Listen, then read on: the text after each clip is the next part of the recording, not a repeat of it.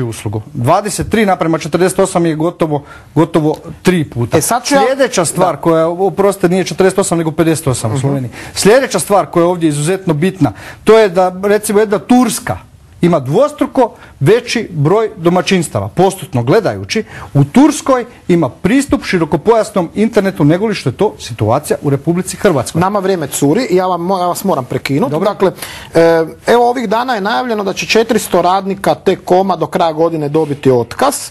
Da li smatrate da je s te strane recimo moralno da se snimaju nekakvi spotovi s Ninom Badrić po Londonu, a s druge strane da ovdje ljudi dobivaju otkaz unatoč činjenici da je THT prošle godine zaradio više od 1 milijardu kuna. I s obzirom na to sve, da li bi ti impulsi, a vi ste stručnjak za sve to, da li bi mogli impulsi biti jeftiniji u Hrvatskoj? Pa sad nema ništa protiv Nine Badrić. Nisam ni ja to mislio što se nje tiče. Teško je sad zalaziti u nekakvu poslovnu odluku kompanije, to ne mogu to komentirati. Ono što, da li mogu biti jeftiniji, rekao sam vam da plaćamo dvostruko skuplju uslugu nego što bi trebali plaćati, a da usluga je dvostruko lošija nego što bi trebala biti. Ali ono što vam ja želim reći da je sve to skupa, jer postavljeno je bilo pitanje kaznene prijave koja je danas postavljena, pa sam ja napravio jedan uvod u telekomunikacije, pa hoću reći da takva situacija na tržištu koja je uspostavljena za sobom vuče određeni broj kaznenih djela. I neko mora odgovarati za počinjena kaznena djela. U ovih proteklih 8-9 godina, od 2000. godine na ovamo, su postojale dvije velike etape pogodovanja.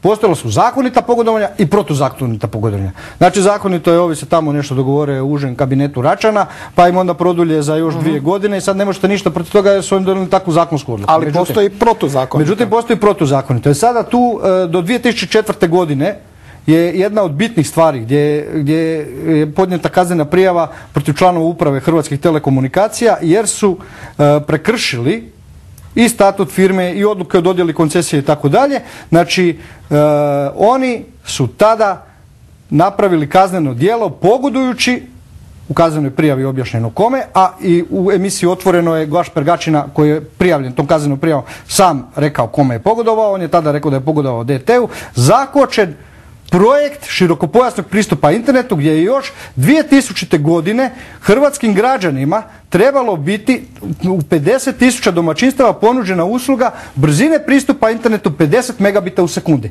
Postoja kompletan projekt, postojala je odluka trgovačkog društva. Znači to je kazneno djelo. To se nije smjelo dogoditi jer je prekršeno je od statuta firme, od odluke prema državi, oštećena je djelatnost poduzeća i tako dalje, jer se sve to skupa nije realiziralo. Da ne odemo previše u širinu, ja vas moram prekinuti, ja se ispričavam. I još sam vas htio pitati, evo ovih dana također su poskupile 981 usluge. S druge strane, ljudi koji putuju jako dobro znaju, spomenuo bi ovo oko Europske komisije, koja je naredila svim svojim mobilnim operaterima, dakle u državama članicama Europske unije, da zapravo maksimalna cijena roaminga u dolasku ne smije biti skuplja od 15 centi. To je negdje 1,10 lipa. Taj benefit je ponuđen i Hrvatskoj, međutim hrvatski ljudi iz duopola, dakle a to su ljudi iz THT-a i Vipneta, su to jednostavno odbili. Zbog čega? Jel znate šta o tome? Pa, mislim, prvo morate znati da je Europska unija ove operatore natjerala, a nama je to kao ponudila. Znači, Europska unija zbog milijun razloga, zato jer je Europa zapravo jedna zajednica država, ima probleme da vi imate nekakve nesrazmjerne države. Znači, nekakva država ima 80 milijuna stanovnika, onda imate pored toga državu sa 4 milijuna stanovnika. A jedna i druga su države i dodjeljuju koncesije. I sad vi ne možete imati jednake vrste razvoja ako je vama unutar nekakve države do 80 milijuna stanovnika zapravo sve poziv unutar mreže. Ali tamo zapravo bez obzira na to... A u drugoj državi sa 4 milijuna stanovnika, razumijete, nešto što je poziv u lokalu na razini 80 milijuna stanovnika, što to znači za jedno gospodarstvo? Europska unija je rekla, slušajte vi operatori, to koči moju kompletnu konkurentnost Europske unije. I operatori su bili protiv toga, dok ih Europa nije natjerala, rekla, vi kočite konkurentnost Europe. I Europa je našla mehanizam. A mi još nismo u toj Europi i kod nas se može pljačkati kako se stigne. Ali ono zbog čeg ste vi mene pozvali, to je ova današnja kaznena prijava.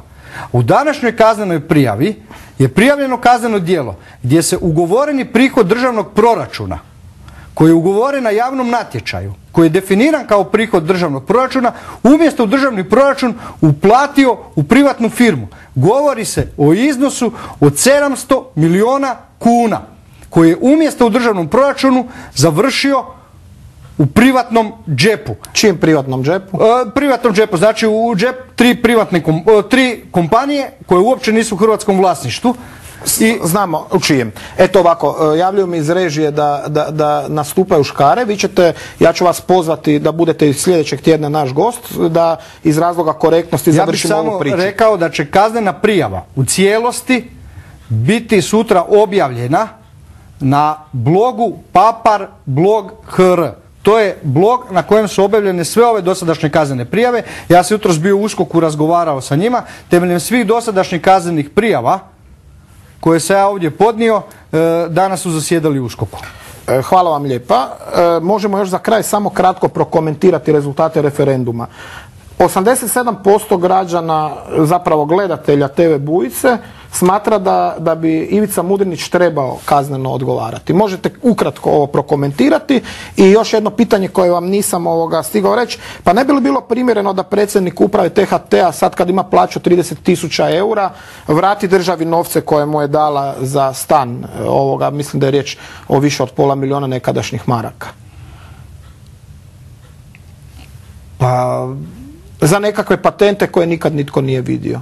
Čujte, ja definitivno ne mogu zalaziti što je nekome primjereno i u nečiju moralnost. Ja mislim da je predsjednik Republike Hrvatske u Ivici Mudriniću najbolje rekao gdje je njemu mjesto. A što građani misle o Mudriniću, što ja mislim o Mudriniću, mislim da treba pričekati sudski pravorijek. A on će doći sigurno, vrlo brzo. Hvala lijepa gospodine Šutalo. Hvala vama. Poštovani gledatelji, ostanite dalje uz program Otvorene televizije. Doviđenja.